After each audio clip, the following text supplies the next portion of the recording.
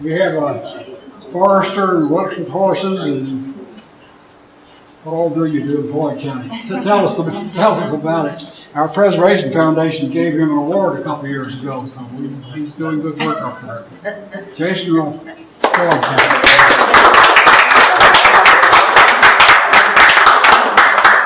I feel very fortunate that this many folks would come out on Friday night to hear an old horse logger from the mountain tell a few stories. And that's basically what I'll do here. First of all, I want to say how much I appreciate Michael and Leslie for the inclusion of my life and image in their book as a form of storytelling. This is it's an incredible honor that someone would give you that much attention and then record it into the future with the grace of a well-spoken man and with the beauty of a single hair that is used by the artist to paint with. I have to tell you a story about, because this is not a young group, I can tell old stories. I was at my 45th high school reunion a little while ago, and there I saw my art teacher, who was now a very white-haired, dignified lady. And the one thing that I remember about art class was something that carried me through life, and still does to this day, and it was that she only had one question on her exam, midterm and final, for the 2 years that I took art. You know how white guys take art. They're athletes, and they're thinking about college, and they want to get a higher GPA, so you take art, where you get an A, generally. But the only way you could get an A in Martha Cash art class at Brookville High School in 1968 was to understand and correctly answer the question of what is an artist, because that was the only question that she would ever put on her exam, her final exam. And the answer was that an artist is anyone that reacts creatively to their surroundings. So that has carried me. Excuse me, say that again real loud. An artist is the definition of an artist is, according to Martha Cash, my high school art teacher, is anyone who reacts creatively to their surroundings is an artist.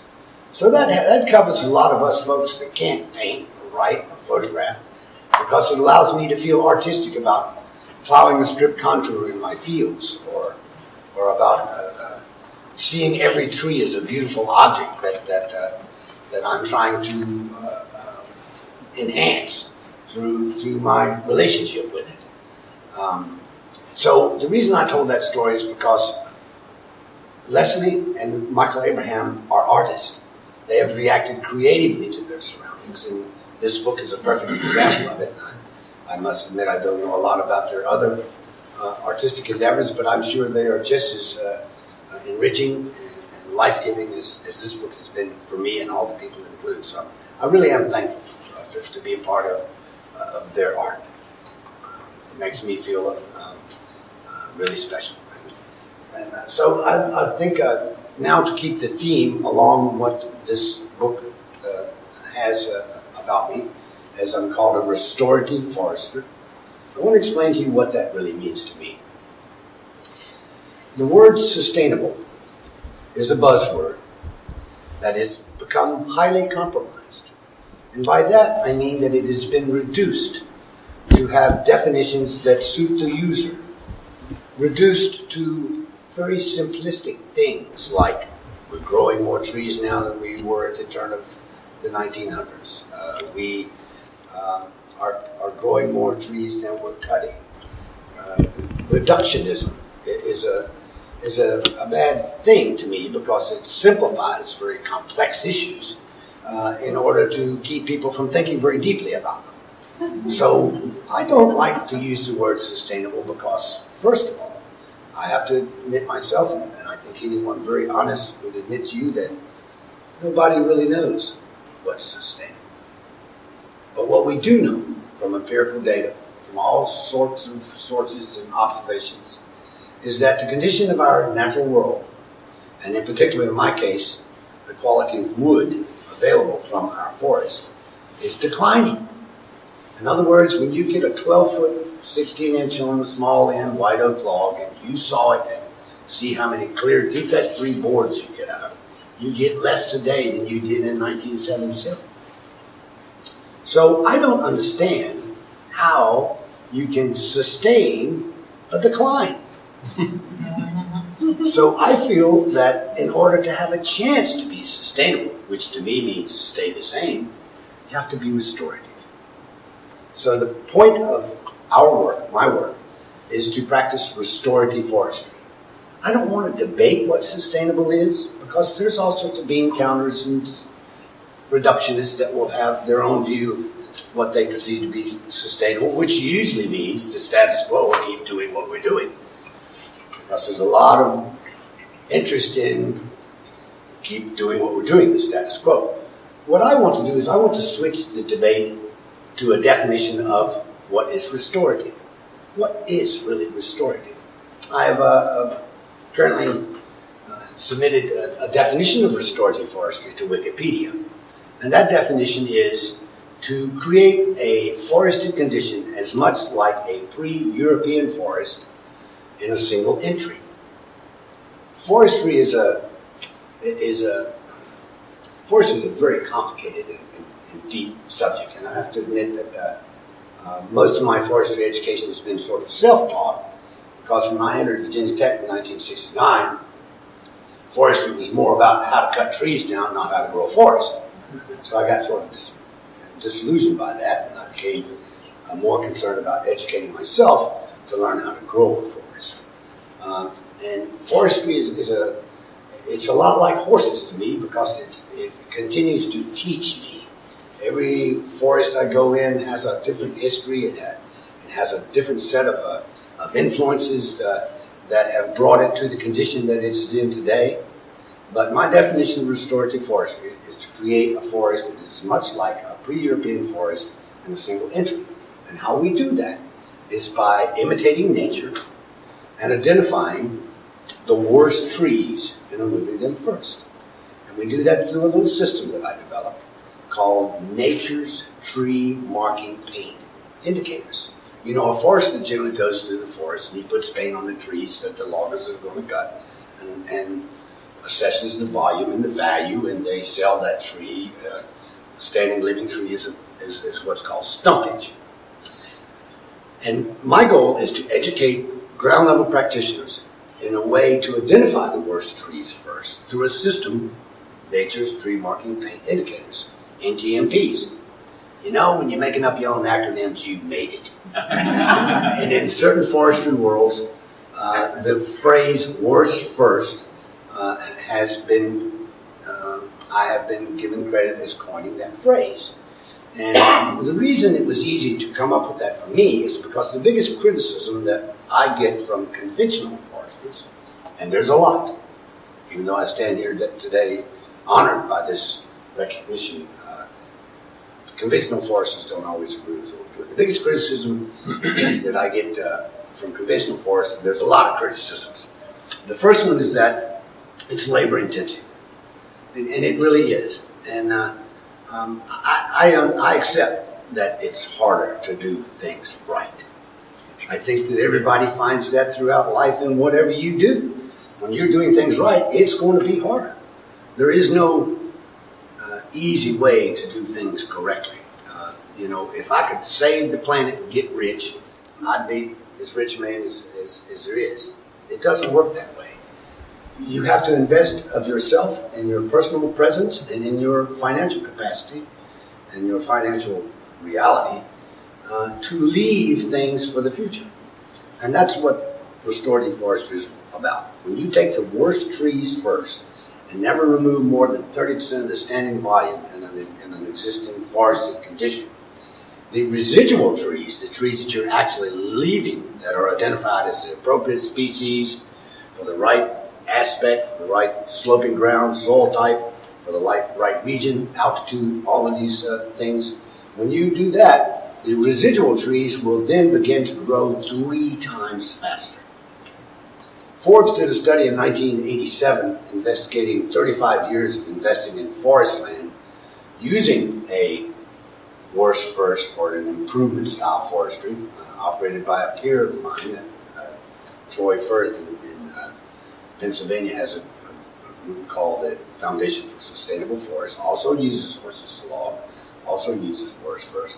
And in that study, after 35 years of the investment by the just investor, it wasn't necessarily a country person or forest person, it was an investment made through what's called a TIMO, a Timber Investment Management Organization.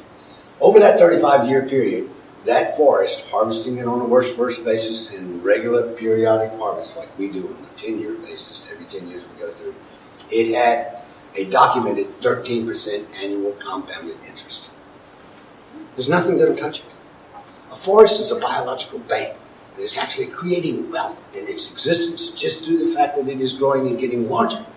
But when you can develop a system that will actually enhance the capacity of that forest to grow, and not only grow biological volume, but have that volume occurring on the highest value species, then you really present the opportunity for exponential growth, unknown increased value.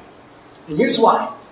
When you look at the Market Hardwood Report, which is the Wall Street Journal of lumber, and you look at the one common lumber, which is the most average lumber that comes out of logs that are processed, that value over the past 35, 40 years has kept up in an increasing value with the rate of inflation, 1.5% to 2%.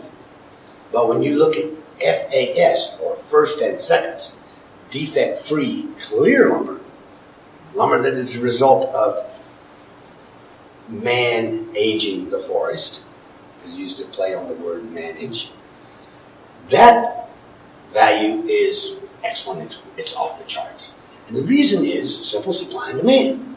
The treatment of the forest over the past 40 to 50 years is actually reducing the percentage of clear lumber that is being yielded, like that thing I started out about sustaining the decline. You don't get as many clear boards now. So when you don't have as many clear boards and the demand is great for them, then the value of those goes off the chart. So that's why we hold, and there's lots of good scientific evidence to support this, that the person that can grow the most clear lumber per acre is the one that will win in the end. And if you want to read more about this, you can go to our website. We have a website called Healing Harvest Forest Foundation. That's a little 501c3 that I co-founded with some other interested community members of the Ford Foundation grant in 1999. That was a part of a national program to develop replicable, community-based, sustainable forestry models, which we did. We won a part of that grant. And we started the Healing Harvest Forest Foundation. And in the course of that makes us one of the oldest still existing groups, too, starting in 99. We've trained over 200 people how to do this work. We've managed over 10,000 acres of timber. We have more work than we will ever be able to do. The demand for the services is far greater than our practitioners to produce it, to do the work. But I always like to give these little anecdotal stories, too. I was mentioning how the conventional folks want to criticize us. I was invited to Washington, D.C. to be a guest speaker on a panel discussion with the Society of American Foresters, the biggest forestry organization in the world, more numbers. And it's, of course, headed up by doctors of forestry from forestry schools throughout the country.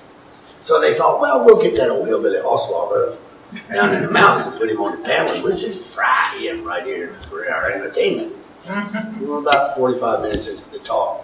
We didn't want to think it that way anymore. And here's one of the examples of why. After giving my spiel about worst first single tree selection and animal-powered forestry being the ultimate low-impact overland extraction technique, and that you can actually make more money with less investment if you're willing to pay for the labor of doing it, the moderator said, well, even Mr. Rutledge will have to admit that you're not going to log all of Appalachia with horses. The room got quiet. Everybody's like, uh-oh, they got him now. And my brain gave me a good response. And that response was, Do you mean again? Because we've already removed all of the trees out of the entire Appalachian forest with crosscut saws and axes and oxen and very lesser animals than the great animals that I currently have today. So it's not a matter of if we can, it's a matter of if we will. And then to skip over to another anecdotal story.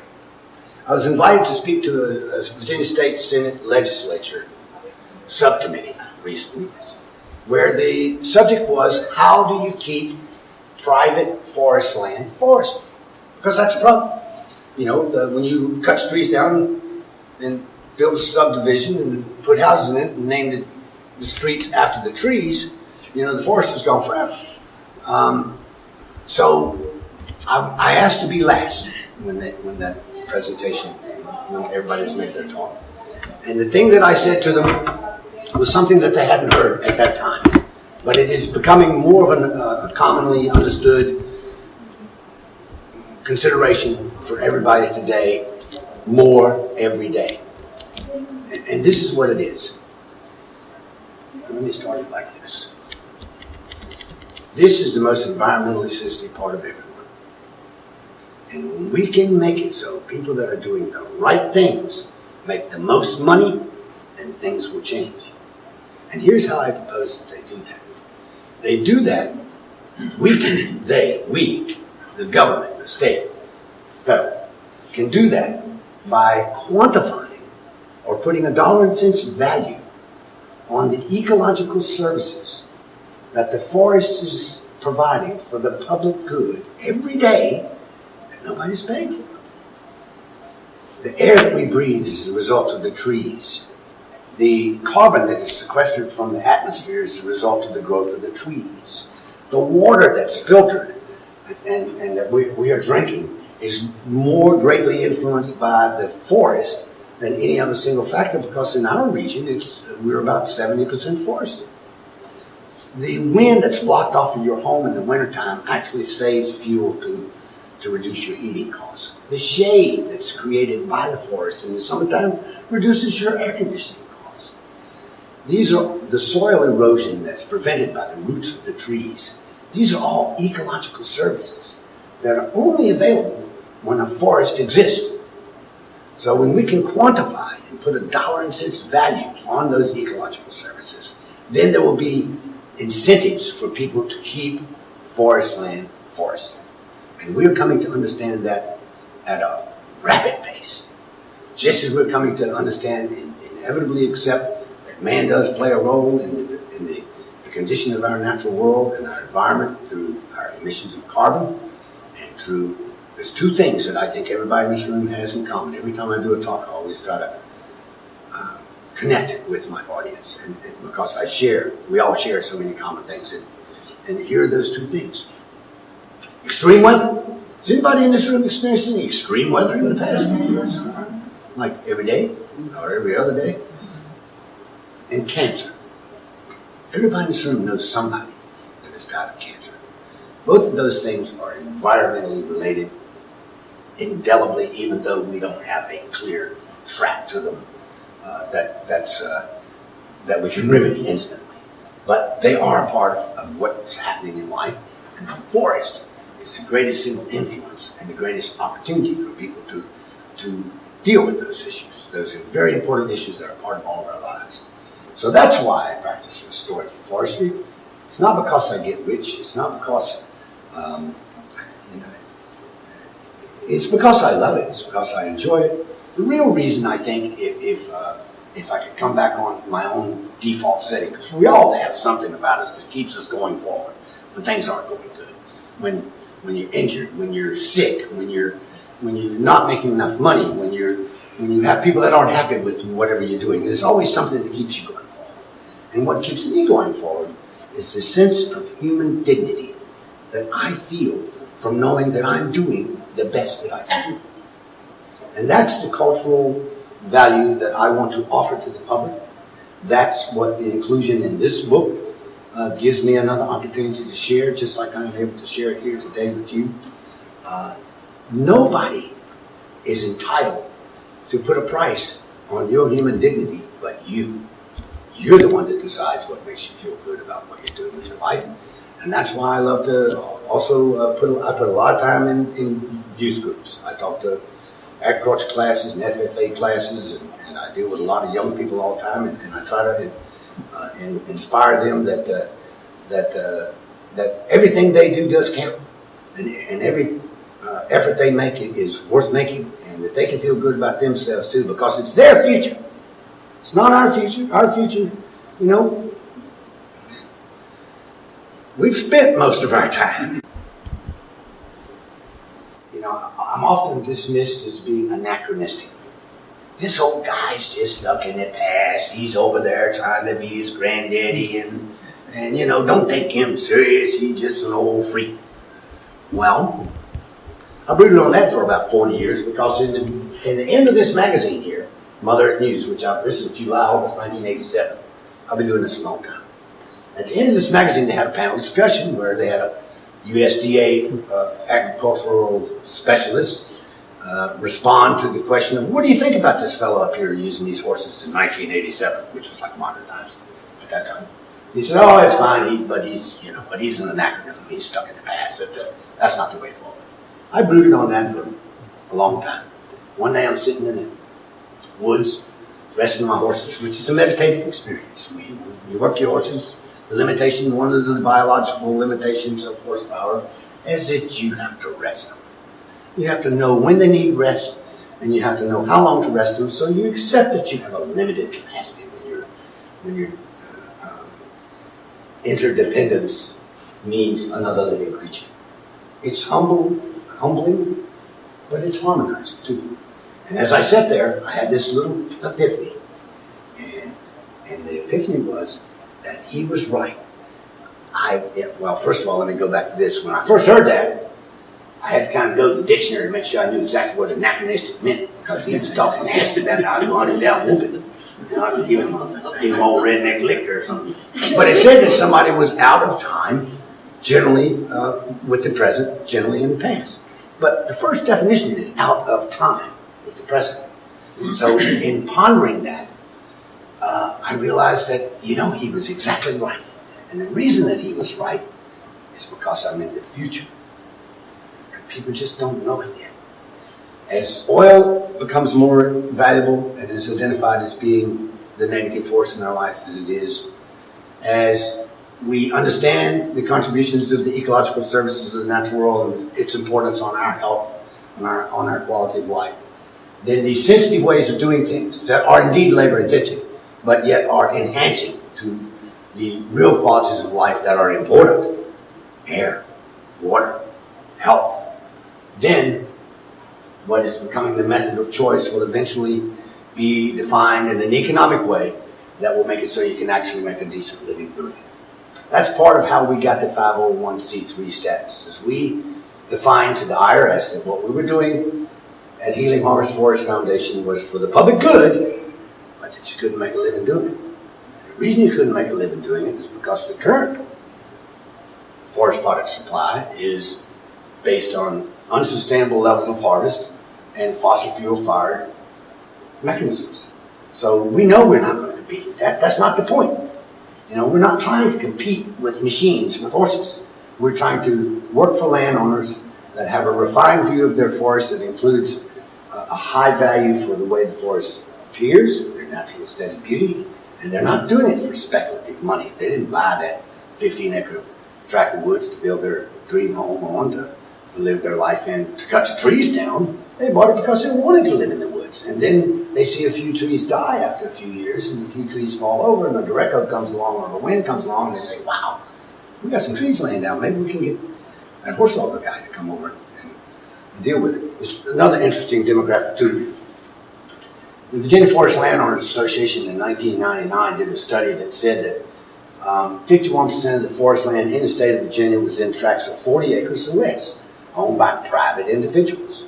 So when you think about it, and you ride, other than the national forest, when you ride through Virginia and you see all that forest land, in 1999, it was in tracts of 40 acres or less.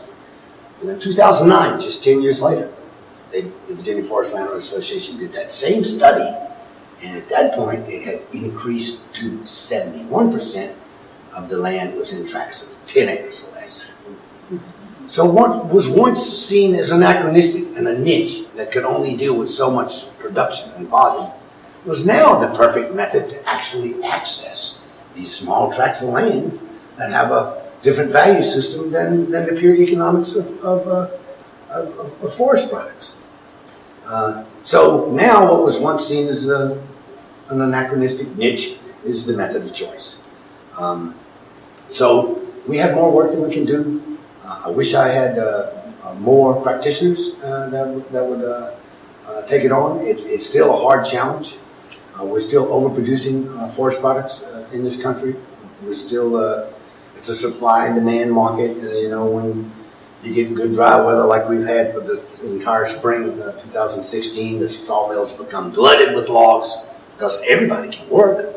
You can go out there and log and not get stuck and get trucks across fields that you can't any other time. So right now the sawmills are jam-packed full of logs. You know what happens? The price of logs starts declining.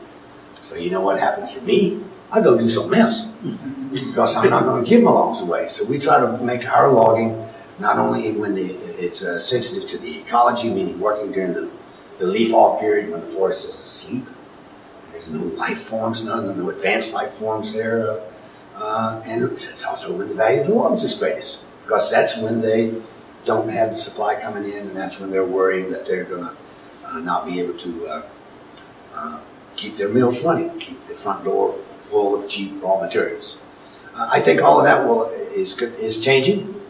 I'm thankful to be a part of all this. The reason this young lady put this thing up here is because even though you've heard me talk and you see some of the most incredible art I've ever seen. I mean, when they took that cover off that thing over there in Blacksburg, I can't describe the feeling of that. I mean, someone that actually could create an image of you with their hand that was as alive. It was so alive that it was breathtaking for me.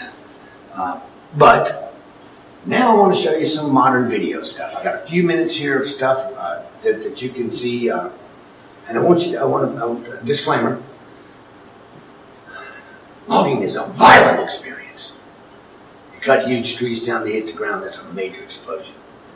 There's death and injury at every corner and every step. It's not an easy job for the horses or for the men. But I want you to understand that these horses that I have Suffolk horses. You probably would read more about that in the book. It's a very rare breed of draft horses. Last year there was 57 born on the planet. There were more panda bears born on the planet than there were these rare and oldest draft breed in the world. We keep about 17 of them. I do this because it is a superior way of doing things. I'm not doing it because I'm trying to go backwards. I do it because they operate on solar fuel in the form of hay and grain that I can grow and capture, so they give me independence. I don't need all to operate them. They don't compact the ground. They walk with 1 foot at a time instead of continuous tracking. They're self-repairing with a little cultural care. They actually heal themselves. They can be taught to operate by remote control. Just your voice. You can direct them because they are willing to do what you want. They want to please you. They are just like these horses have the same work ethic as a border collie, as a Labrador, as a beagle dog. It's instinctual for them to do what they do because of hundreds and hundreds of years and thousands of matings based on phenotype of how the animals were in their ability to serve the farmer's needs. So we raise animals. But the dearest and most loving thing about them for me is that you've never found a baby skidder in the woods one morning because they replace themselves. They're renewable. They actually can replace themselves. Of course, they expire too, but that's part of the biological reality of life, the cycle of life and death. So, before I can start this, does anybody have any questions that they want to ask me about?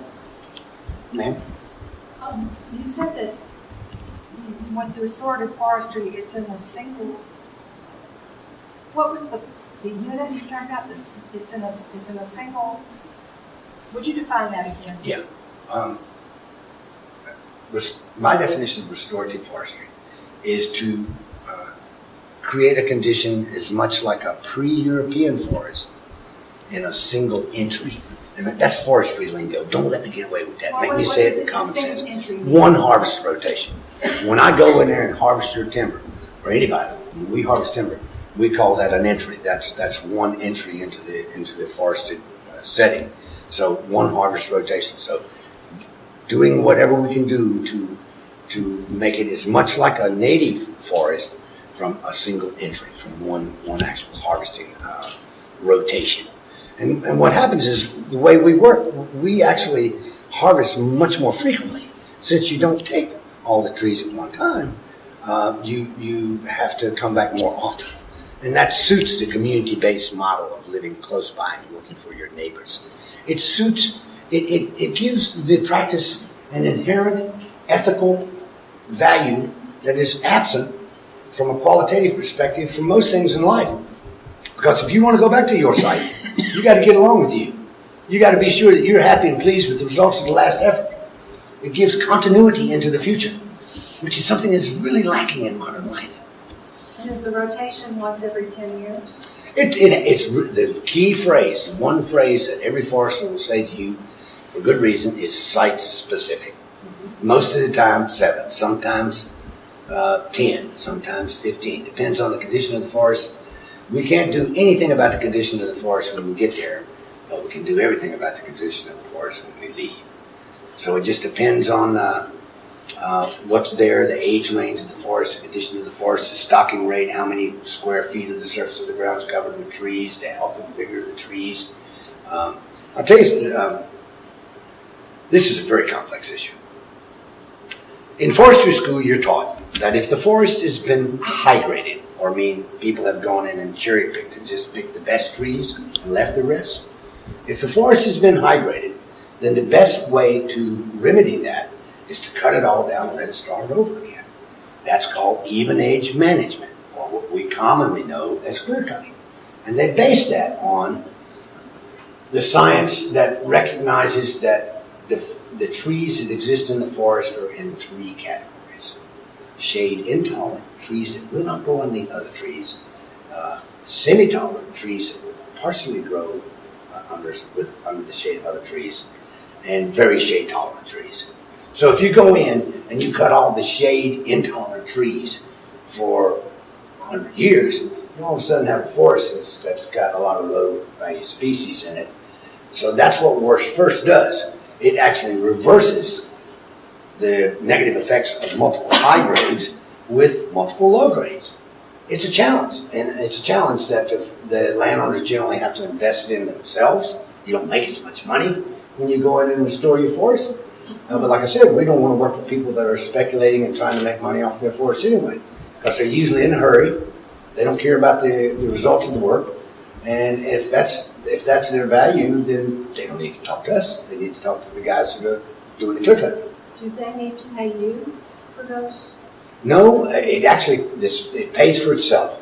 The goods that are removed. That's it. I'm working on a book, and I'm working on all sorts of different things about explaining this. The method we use, the economics of what we're using, are based on old traditional sharecropping, where one person owns the resource and the other person provides the skilled labor, and the results of those efforts are shared between them. Not always equally. Typical sharecropping was 50-50. That was the system that developed after the Civil War, when we no longer had slaves, but we still had a massive agricultural region that needed intense labor to farm it. So the former slaves became sharecroppers that worked on the halves because they didn't own anything, but they had the skill and the ability. But the farmer owned the land and the mules and the seed, and the former slaves did the labor, and they split it 50-50. That was the economy of the agricultural South for a long time after the Civil War. So we've just modified that to be appropriate. And here's why. This is when my speech, my talks are always tailored to who I'm talking to. And when I'm in some more radical settings, I can get more radical, point out the more radical aspects of what I'm doing, what my life is. And here's one of them that I'll share with this group, because I feel there's a tinge of roots in all of you, because that's what radical really means. This is a revolution. It's a revolution because it is changing the value system to where access to the resources and control of the resources is based upon cultural skills, not money. So that's a revolution. That's actually empowering the ground level worker, the good old boy that lives up there in the country somewhere and wants to work horses and is good at it. That gives him or her, because there's women who do this too. We've trained 2 biological women, females, that are great. They're women better horsemen than men just naturally. And some of them can actually run a chainsaw. They're all pretty good business people. So what it does is it empowers the ground level worker to have control over the natural resources, as opposed to having the natural resources reduced to just $1.00 a mile. It makes it a living thing. So that's a revolution. That's why I don't get invited back to the Society of American Forests to speak even. You know, because they tried to fry me, and I came out of the convention, you know, one of the more popular people that people want to talk to me about it. And they all want to know, did I know anybody in their neighborhood? I get that all the time. And so, and like I said, I'm just coming off a big 3-day event in Asheville, North Carolina, where I was the keynote speaker for the Mother Earth News Fair. So I went on for a long time down there. Didn't have any notes either, but I was talking to a little bit more of a younger radical crowd, so I was trying to be encouraging to them to get out there and do it. And it was a great event. I'll be back there again next year. We also used it as an opportunity to have a gathering of all the Suffolk horse people in the southeastern U.S. And by the way, I would like to proudly say that the American Suffolk Horse Association only has 102 members that raised the 57 horses last year. The state of the Union, the state in the nation that has the most Suffolk Association members is Virginia. Okay. We've done our part of that. Mike. Jason, when I interviewed you, one of the things I found most compelling was your stories about your horses and their intelligence, and how you felt their intelligence, how you understood it was bred into them. Can you give the audience some ideas about these horses and why you feel like they are so ideally suited and so intelligent in doing this work that you asked them to do? Well, as a stockman, as a farmer, as someone who invests himself in animals, the first thing that comes to mind is confirmation of the geometry of how the horse is assembled. It's like the Creator gives you a little box of ticket toys. You only get so many pieces. You got to put a horse together out of it. So you can figure out how you want to assemble that horse to meet your need. If you wanted a horse that could run as fast as it could, you would put a horse with a leg that had a knee very high and a lot of the bottom portion of the limb long, so when it ran, it took a stride, it would take a huge leap. But if you want a horse that could move slowly and lever its weight, because what a horse is actually doing is, they're called draft horses. Draft means lift and pull. So they're actually lifting and pulling at the same time. They're pulling off of the angle of this shoulder, which is lifting the load and moving at the same time. So they're basically a walking wedge. And draft horses don't pull anything.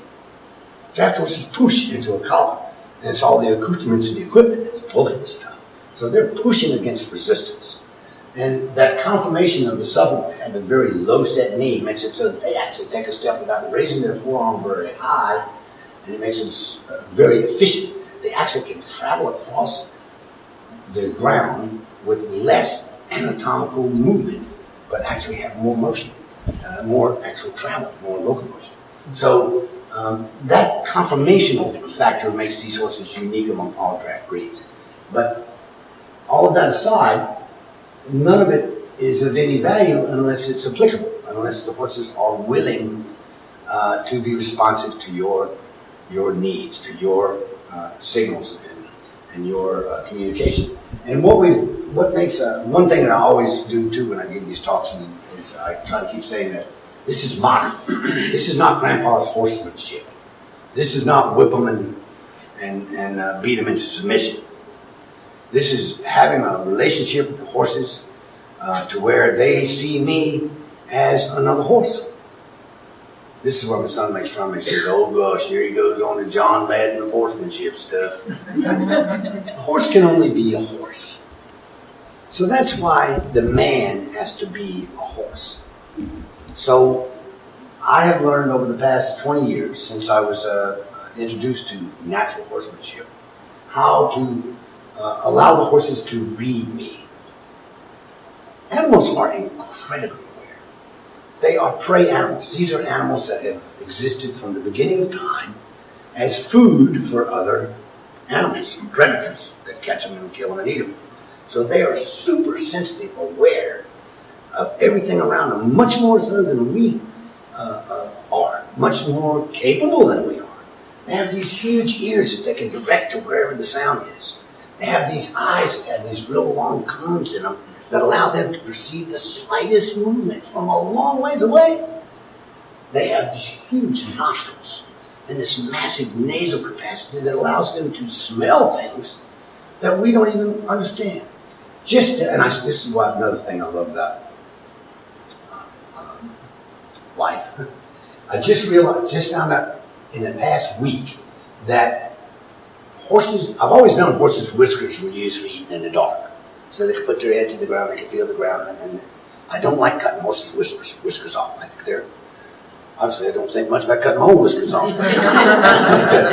The horses use the whiskers to feel the ground and know where they're at. But I read just last week that they have now determined that each whisker on a horse has a cortex in the brain that the horse is using to get information from those. But there are other things too. Cornell did a study last year that determined that if you're within a 30-foot radius of a 1,600-pound draft horse that is standing relaxed, that the electromagnetic sphere of that horse's heartbeat will actually lower your blood pressure. So what Winston Churchill said about a horse was that there's something good about the outside of a horse or the inside of a man was prophetic. It was ahead of its time. Because now they're discovering that these horses actually do create a calming, relaxing effect on humans. Now that can go away real quick. Because if they get scared and they want to flee, then you better get out of the way. You better know how to calm them down or stop them from fleeing. So it's a dance. It's a dance with the horses. But it is about being sensitive to them. That's why the women have an advantage. The women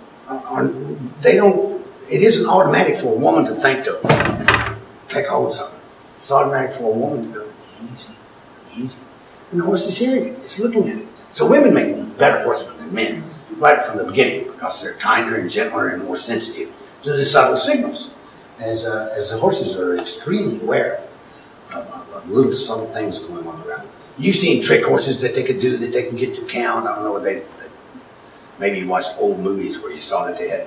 Well, that horse was so aware of everything around him that it was actually responding to its trainer's blink of an eye. When the trainer blinked the eye, the horse would pop. That's how aware these creatures are.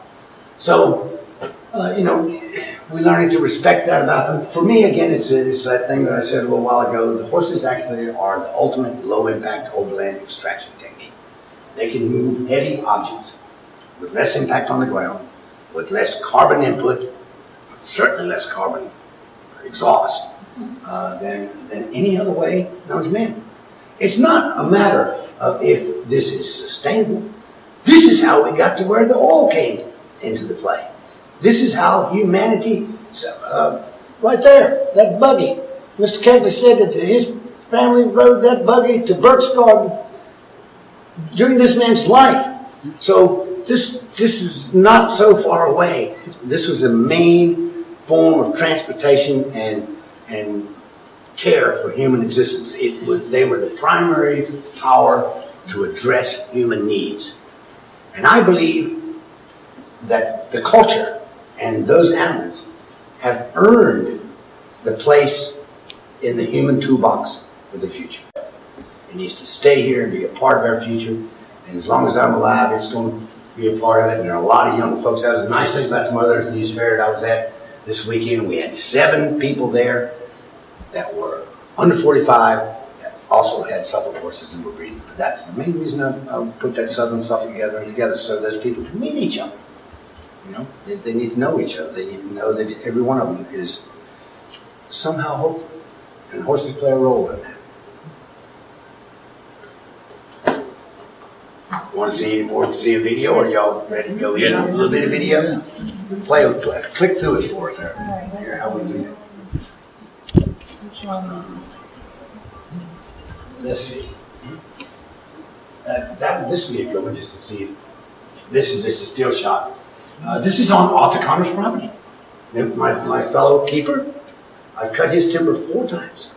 This is on Arthur Connor's property, about a mile and a half from my house. And that's 4 horses pulling a 650 board foot, 85-year-old white pine log out from way down in the mountain. And there's a video on here that shows this actually happening. Click the video.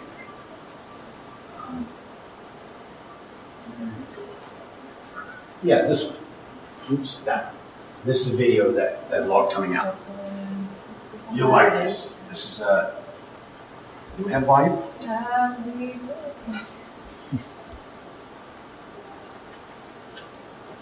It's okay. It's working on it. It's got, this is over in Copper Hill. Obviously, this is a long time ago. Because you would have videos on the computer anyway. That's okay. That's okay. But here you see these horses coming out of the hill. This is where that still shot was taken. We're coming up a real steep grade. We call it modern because we have nylon harness. The cart actually lifts the front of the log off the ground to keep it from digging in. Gives me a safe place to operate. I don't usually do 4 horses at a time. This was just an extremely long skid that was all adverse or uphill. This is recent. This is our current job that we're working on. It's I can tell you, I don't know really how you have any volume on it. Basically, this is team horses I'm working now. This is a mare named Kate and a young gelding named Rube. Born on place. It does have some. It's only coming through here. Come through screens. And basically, this is a bunch of beat up, broken off top trees we're playing a little spot out in.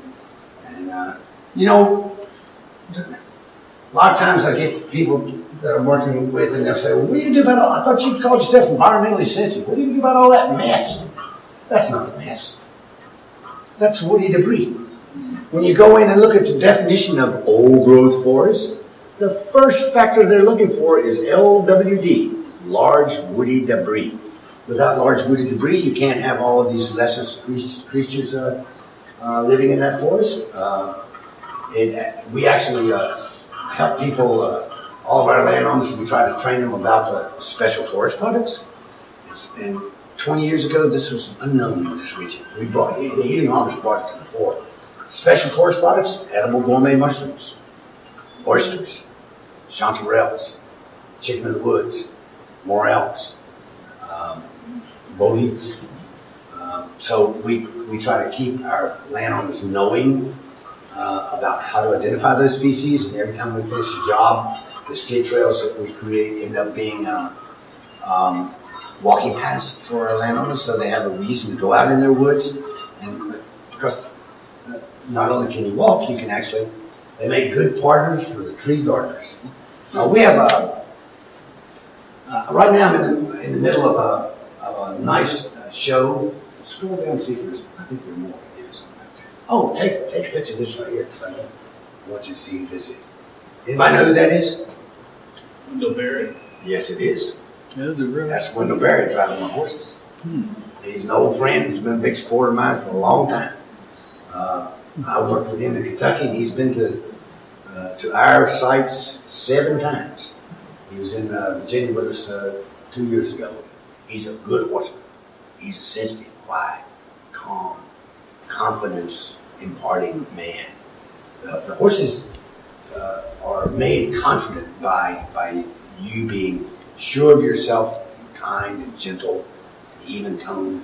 You don't present yourself as being a predator at all. You act like one of them. That's Tom and Wedge. And that was actually at Great Meadow in Fauquier County in Northern Virginia. We had a grant from the Chesapeake Bay Restoration Fund to train people to practice restorative forestry, because you're not going to clean the water systems anywhere if you don't have clean water to start. So that's why the headwaters are so important. All of us that live up here in the mountains are the beginning of purity. Without a starting place for clean, it's not going to get clean anywhere else. So we got a grant to support training 6 practitioners there, and we did it. See if you see one more.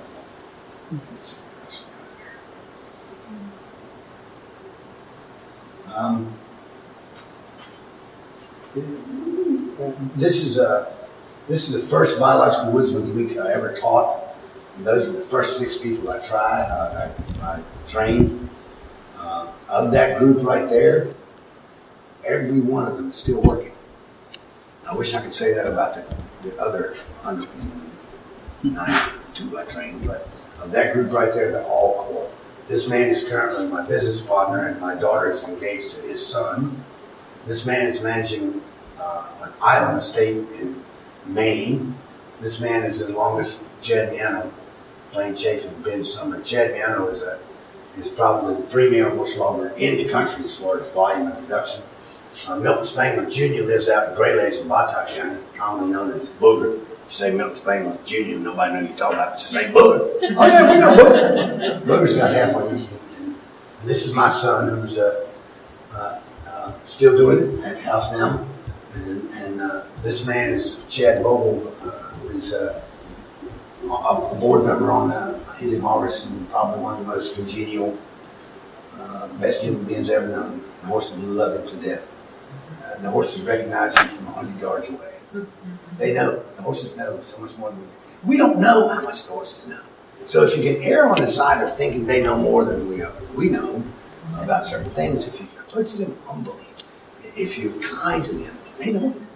And they love you for it. They're comforted by your presence. Maybe one more video. One going downhill. One, ma'am? One where they taking the skid downhill. Okay, yeah, that's got a little talking in it. It's kind of slow. It's very steep ground. I don't know if you'll be able to hear it. This is, and that's another thing about this medium. It never shows the difficulty. This was actually, this is on Sweetman Broom's property, and we were harvesting white pine for his Shanti meditation chapel. We do a lot of, and I'm sure there's some of it in the book, and if not, if you go to my, I know this doesn't make sense. I have an incredible Facebook presence. I'm addicted to Facebook. I'm addicted to Suffolk horses, Pretty Lady, and Facebook. So this is just telling how we're coming off this very steep mountain, and we're going to turn this log to keep it from getting away and rolling. And it actually is it's much more dangerous than you think. But you have to anticipate. You have to plan ahead. You have to know what's going to happen, and go ahead and execute it. From everything that we do, we're taught to assess safe side, danger side. Everything. That's what's drilled into the apprentice's heads. There's a safe side. There's a danger side. Safe side's always uphill. Don't get yourself caught up in the downhill place, because that's when you're going to get rolled over top of it. That's what you're going to get hurt. There's a safe side and a danger tree to every tree that you fall. The way the tree is falling is the danger side. You always operate from the safe side. So you're forced to assess those things and have that laid out in a step-by-step pattern every time before you do anything. From working the horses to moving the logs to falling the trees, it's all about safety. And I got to say, I'm I mean, if finding a horseshoe and knocking on wood's good luck, we might be doing something right. Think about it. You know? That's what it's about. You know, you gotta be careful. And of course, you always have to have a good law dog. That dog keeps me entertained. So we've got it. That's much steeper. That's the old saying is that's steep as a cow's face. You've seen how steep a cow's face is. You can hardly walk up and down it without slipping.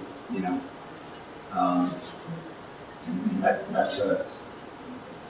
And that's coming out, you know, steep place and then down into the whole road bed. You know,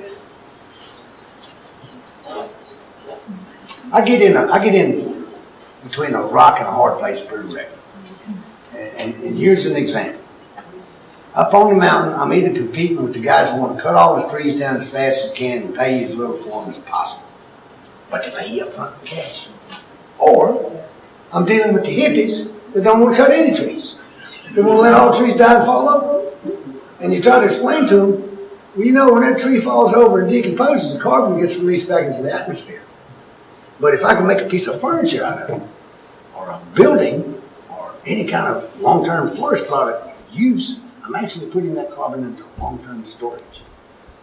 So I usually try to convince them that, first of all, I understand wilderness and the need for wilderness. We learned that in the 9th grade in Brookville High School. When you do the scientific method, you have one treatment here where you apply a treatment, and then you have another spot over here that's identical that you do nothing. That's the control. If you don't have the control, you don't know the impact of your treatment. That's the basic scientific method. So we've got to have wilderness. One will never learn anything from what nature does on its own. So I believe in wilderness. But private land that's already been harvested 6 or 7 times is a long ways from being wilderness, folks.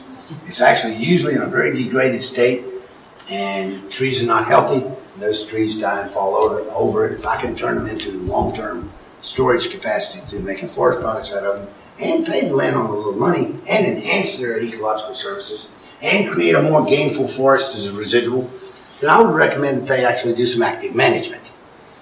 Management by neglect is no less neglect. So you see the rock and hard place I'm in? I got one guy's over here that's mowing it from horizon to horizon, and I got the other people over here that's like, don't be cutting none of my trees. You know, so we find the people right in the middle. We find the thinkers that want to do the right thing and are willing to make a little investment. And by that I don't mean pay me. I mean take less than what they would get if they liquidated their natural asset. So they do take less. There might be one more. There's one on here that says, this is one that we did 2 weeks ago. I'll show you this just because it's a little boring. It's boring because it's not going to show. Brute power multiplied, or warm fuzzy physics. What that means is we're using cables and sheaves. We're actually using physics. We're actually using stainless steel braided cables. And see there's a pulley right there. Goes to a dead man right here. Going to another pulley up there. And now the horse is learning. So they're coming from a dead man up high, through a pulley, down to another pulley, and down the hill. So the horses are pulling downhill, pulling this 8,000-pound log up a straight bluff that is much, much harder than it looks. Yeah, you could take a big machine down there and yank it out, and you'd have ruts that would take 40 years to go away. You're certainly not going to go down there and regrade that soil. There's no money in that. The money is in getting the trees out as quick as you can and sell them. So we do it the slow way. This is a tree that actually was accidentally fell and went over. You can't see it, and that's the way this medium always is. Over this bluff right here, there's a 85-foot drop off. Where if you were going down it, you'd have to be down on your hands to keep from just sliding and falling all the way. So it took 5 setups and resetups with and so you can't even see the cables and sheaves, that's why it's a little bit boring. It took 5 setups to rearrange this to where we could get that log out of there and get it up over we call it the knee. We get it up over the knee, and once we get it out, see it coming, see the log coming, and all of that work right there is to move that log 10 foot. But that's how the old people moved would a long time ago. They used physics. Cables and pulleys and ropes have been around for a long time. The point is, it's still low impact. When we're done moving that log out, you can't even tell we've been there. And that's very important to us. So after that series of cables and pulleys, we got about the steepest incline, and then we hooked both of the teams directly to the log. So now that horses are hooked directly to this log, one team in front of another with a chain on top of the tongue. And this is when you really got to have power. And it takes getting them off together. How long did that take you to do? 3 hours. That right there is why we love Suffolk horses. They will try as hard as they can over and over and over just for the asking.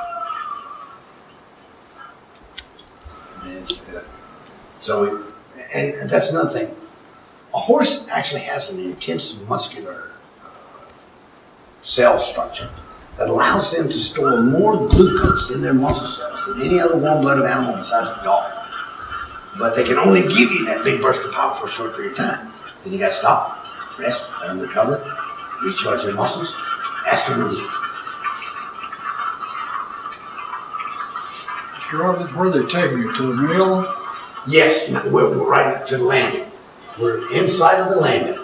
And the horses know where the end point is. When they get it down there in front of that loader, it's over.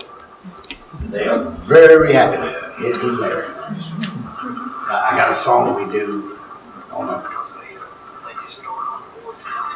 How do you get that on a truck? With a knuckle boom. When we get to the real damage that's created in forestry is from the stump to the landing. Once we get to the landing, we're as conventional as we can afford to be. We have a knuckle boom loader that picks them up, burns diesel fuel. I never come here saying I was going to walk on water. I mean, that's my best old friend from 1974. Out of the mold. Calling guys work at chain monkeys. Yeah. So yeah, once we get to the landing, we're just as conventional as anybody else. We put them on a straight truck and haul them.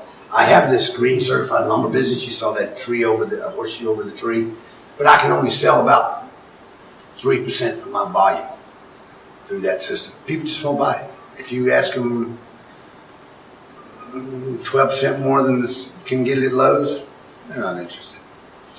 People like to talk green, they don't like to spin green. So we sell it into the conventional market. We sell it right into Terminal Lumber Company, Grizzly's Lumber Company. And I'll tell you what, because we like to have a check on Friday.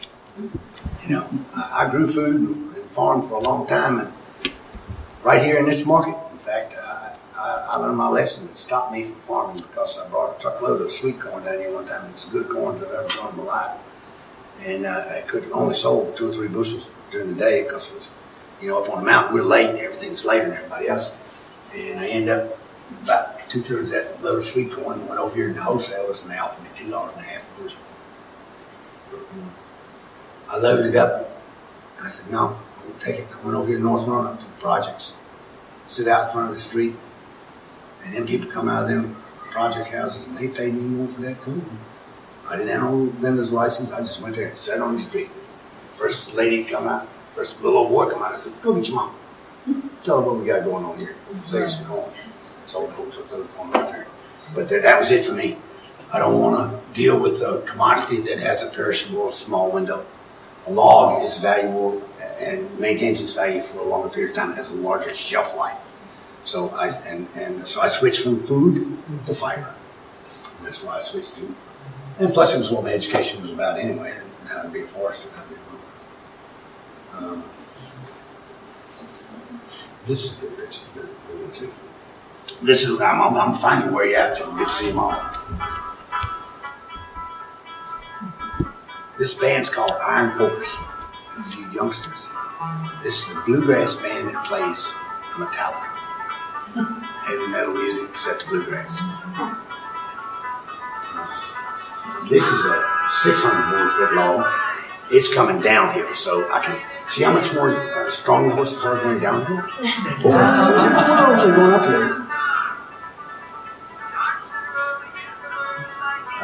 Oops, and we lost the chain comes off right there. That tree you can see by the heart of this. And by the way, each one of these trees were damaged. We didn't go up in the woods and pick out the biggest poplar that was there. The biggest poplar that's there and is healthy is still there. But this tree had a top completely broke out.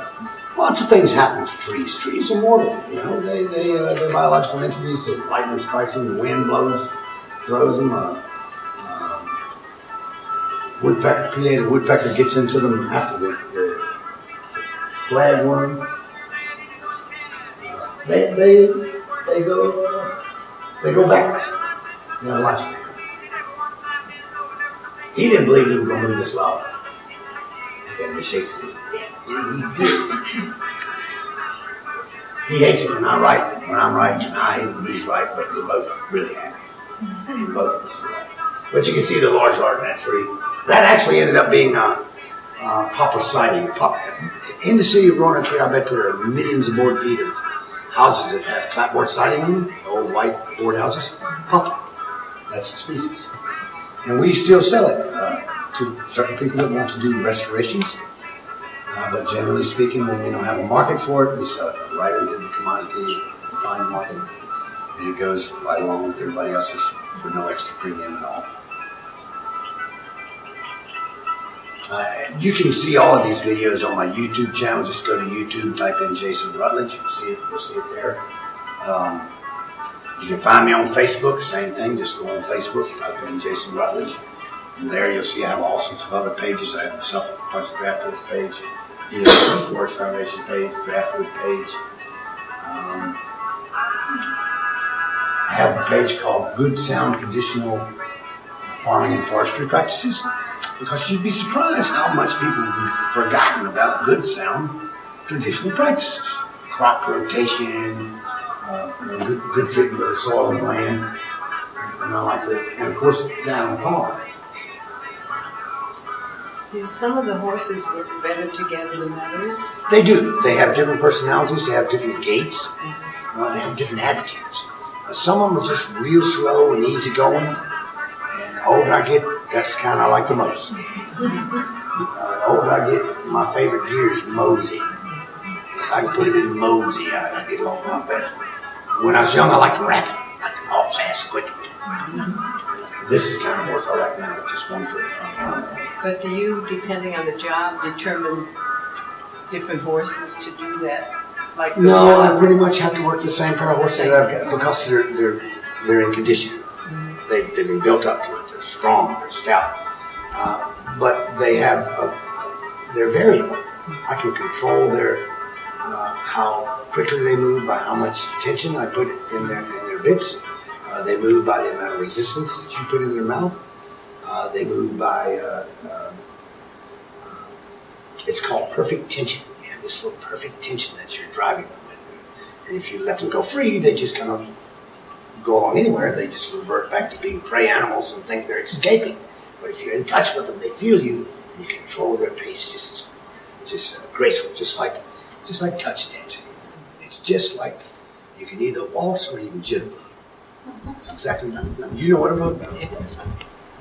And this is touch dance. It's touch dance with it. How long does it take you to train them? About 3 days.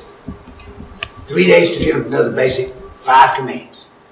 Come up, whoa, G, off, and back. That's all he's doing. The most important command is, this is a very interesting thing for a young person to learn.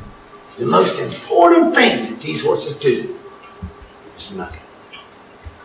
Whoa, stand still. If they don't have a park, none of the other gears count. It's when you slow down and reflect on life that you see the most. Not while you're racing by, looking at everything at a glance. It's the whoa that's most important. And you teach them whoa using a biblical thought. The greatest reward for any beast of burden is cessation of demand. When you stop asking of them, they're comfortable to relax. So we use positive reinforcement. Every time the horse is doing everything exactly right, that's when we go, whoa. They go, ah. And then when I gather them up again and ask them for their attention, they go, yeah, we can do this, Daddy. And they go on. And I've trained hundreds of people how to do that way. Pretty much my way. You seen all the videos? Thank you.